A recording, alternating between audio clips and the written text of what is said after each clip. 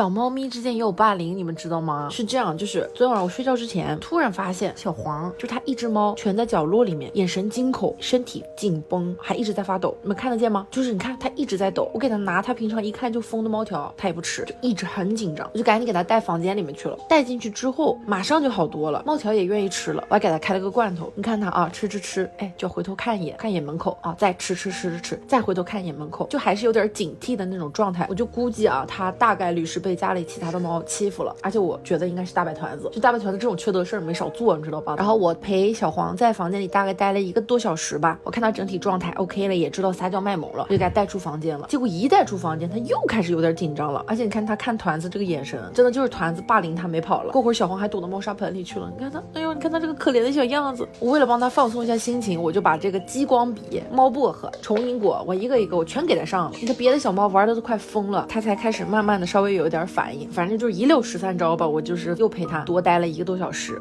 就感觉它整体好多了。你们不要觉得我小题大做啊，就是猫咪的情绪问题真的是可大可小的。你像有的猫它心大，就像老抽洗脸是吧？那每天啥也不往心里去，那就闷头吃闷头睡，长胖胖乎乎的，健健康康的，这种就没事儿。有的小猫它就是容易有情绪，小黄就属于这种猫。如果我没发现，运气好的话啊，它可能一会儿睡着了，哎，第2天它就没事儿了。运气不好，它一直保持这种紧张还带一点应激的这种状态，它抵抗力会出问题，进而就会引发身体各种各样的毛病，到时候就是小猫和主人都遭罪。所以说大家养猫啊，尤其是多猫家庭，一定要就是每天记得留意一下每只猫的精神状态，它开不开心啊，它活不活泼呀，有问题及时发现及时处理，这样对猫好，对你也好。